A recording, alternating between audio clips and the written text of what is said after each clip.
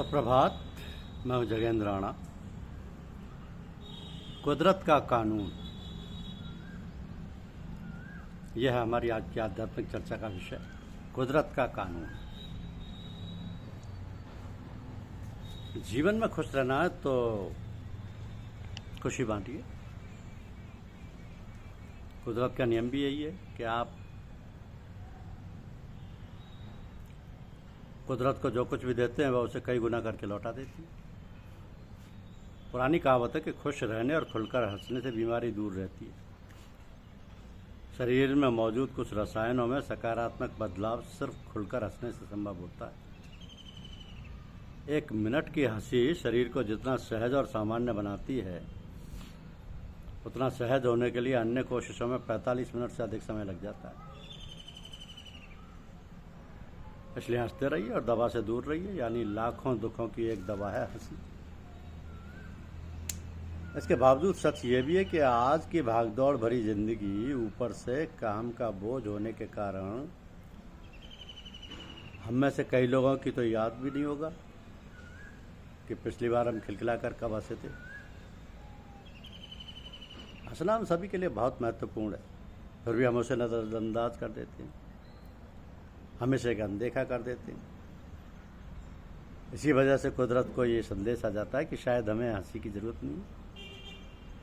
और आपकी इस प्रार्थना को स्वीकार करते हुए धीरे धीरे आपके जीवन से हंसी के क्षणों को खुद ब खुद कम करती जाती है। अब आप कहेंगे हमने तो कभी ऐसी कामना नहीं की कि हमारी ज़िंदगी में हंसी गुम हो जाए, लेकिन ऐसा कहते हुए हम भूल जाते हैं कि हमारे जीवन में घटनाएं इस आधार पर घटित होती हैं कि हमने कुदरत को क्या आदेश दिया है। यहाँ हमें समझ ये रखनी है कि आपके जीवन में जो कुछ भी हो रहा है वो दरअसल आपके विचारों द्वारा ही आकर्षित किया जाता है। आप कुदरत को जो भी आदेश देते हैं, कुदरत उससे कई गुना ज़्यादा आपको देती है। इसलिए अगर आप किसी भी सकारात्मक बहाने से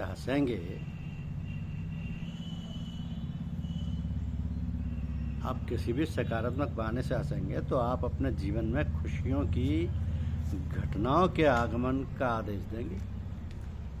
और अगर आप हंसने से कतराएंगे तो आप ऐसी घटनाओं को आकर्षित करेंगे जिनमें खुशी होने की कोई संभावना होना हो अथवा वह नकारात्मक हो। अब एक फल में कितने बीज हैं ये तो आप देख सकते हैं, परंतु आप कभी ये नहीं जान सकते कि एक बीज में कितने फल हैं। जो बीज आप बोते हैं उनमें से जो फल निकलेंगे भाई कई गुना बढ़कर निकलेंगे। कुदरत का नियम ही यही है कि वो आपको हर चीज़ या हर बीज का फल कई गुना बढ़ाकर वापस देती है, फिर चाहे वह बुराई का बीज हो या अच्छाई का। कुदरत ये तय नहीं करती कि आप किस चीज़ के काबिल हैं। आप उसे जो देते हैं वह केवल उस चीज़ को लेती है और आपको यह अधिक मात्रा में वापस देती है। तो यदि आप कुदरत को अच्छाई, प्रेम और विश्वास के बीज देंगे तो आप अनुभव करेंगे कि पूरा विश्व आपको अच्छाई, प्रेम और विश्वास दे रहा है, वो भी कई गुना बढ़ाकर। उसी तरह यदि आप कुदरत को नफरत, द्वेष, घृणा देंगे तो उन्हें भी आपको लौटाएगी, वह भी कई गुना बढ़ाकर। आप कुदरत में हंसी बिखेरेंगे तो वो आपको पलटकर हंसी के 1000 मौके देगी। तो जब भी आप मुस्कुराते हुए अपनी तस्वीर खिंचवाते हैं तो तस्वीर हमेशा अच्छी आती है। अगर एक छोटी सी मुस्कुराहट से इतना फ़र्क पड़ता है तो ज़रा सोचिए कि खुलकर हंसने से ज़िंदगी की तस्वीर कितनी खूबसूरत हो सकती है। अब सोचना क्या है, क्यों ना आज से हंसी के बीज बोएं और खुशियों की सदाबहार फसल काटें। वैवाहिक जीवन को सुरक्षित रखने का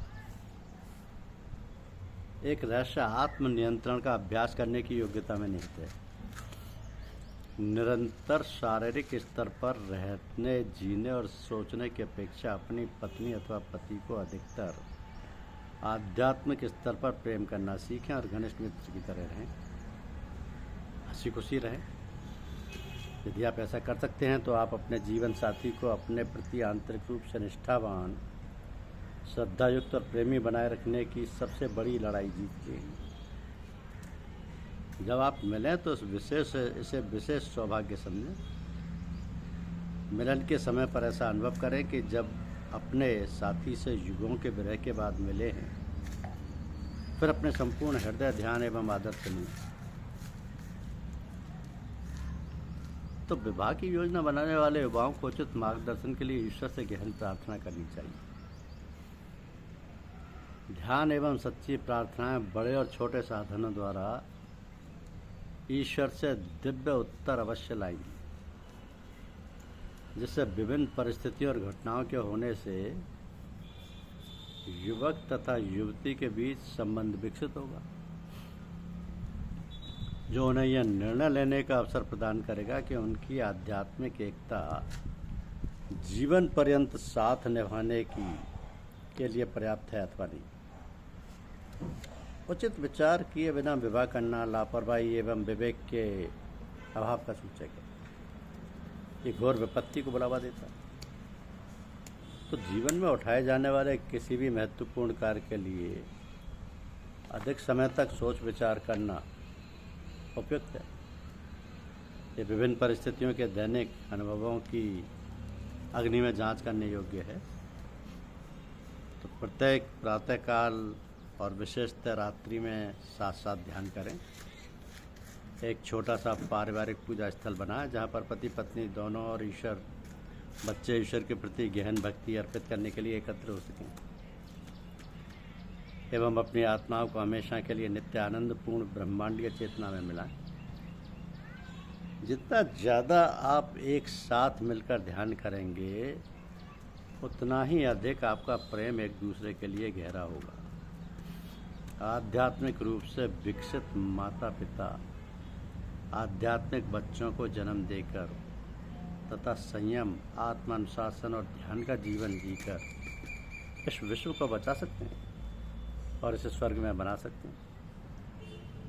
तो इस आधुनिक युग में सभी को प्रशिक्षित किए जाने की आवश्यकता है, क्योंकि इनके सामने इतना अधिक मायावी प्रलोभन रखा हुआ है। सभी अभिभावकों को अपने बच्चों को अच्छी आदतों के लिए रुचि विकसित करने का प्रशिक्षण देना चाहिए। अपने बच्चों के मार्गदर्शन के उत्तरदायित्व को अधिक गंभीरता से लें। विद्यालय के वातावरण में उन्हें बुरी आदतें लग जाती हैं। दूसरे बच्चों से प्रभावित होकर वे सोचते हैं कि उनके पास और कोई विकल्प नहीं। यदि कोई अन्य छात्र सब लोगों के साथ मिलकर धूम्रपान या मद्यपान नहीं करता तो उसे स्त्रीण समझा जाता है। इस प्रकार युवा हर तरह के गलत आचरण में पड़ जाते हैं। तो इनसे बच्चों को दूर रखना बहुत ज़रूरी है। बच्चों में अच्छे संस्कार डालना बहुत ही ज़रूरी है, क्योंकि ये संस्कार ही उनके जीवन को राह दिखाते हैं। इसलिए कहा जाता है कि हे सच्चिदानंद स्वरूप परमात्मन मेरी वाणी में स्थित हो जाए और मन वाणी में स्थित हो जाए, अर्थात मेरे मन वाणी दोनों एक से हो जाए। ऐसा ना हो कि मैं वाणी से एक पाठ पढ़ता रहूँ और मन दूसरा ही चिंतन करता रहूँ, या मन में दूसरा ही भाव और वाणी द्वारा कुछ और ही प्रकट करूँ। तो मेरे संकल्प और वचन दोनों विशुद्ध होकर एक हो जाए। प्रकाश स्वरूप परमेश्वर आप मेरे लिए प्रकट हो जाइए। अपनी योग माया का पर्दा मेरे सामने से हटा लीजिए। इस प्रकार परमात्मा से प्रार्थना करके उपासक अपने मन और वाणी से कहता है कि हे मन और वाणी, तुम दोनों मेरे लिए ब्रह्म विद्या संबंधी ज्ञान की प्राप्ति कराने वाले बनो। तुम्हारी सहायता से मैं ब्रह्म विद्या संबंधी ज्ञान प्राप्त कर सकूं। मेरा गुरुमुख से सुना हुआ और अनुभव में आया हुआ ज्ञान मेरा त्याग न करे, अर्थात वह सर्वदा मुझे स्मरण रहे, मैं उसे कभी ना भूलूं। मेरी इच्छा है कि अपने अध्ययन आचरण द्वारा मैं दिन रात एक कर दूं, अर्थात दिन रात निरंतर ब्रह्म विद्या का पठन चिंतन में मना नहीं करता रहूं। मेरे जीवन का एक क्षण भी व्यर्थ ना बीते। मैं अपनी वाणी से सदा ऐसे ही जीवन उच्चारण करूं। धन्यवाद।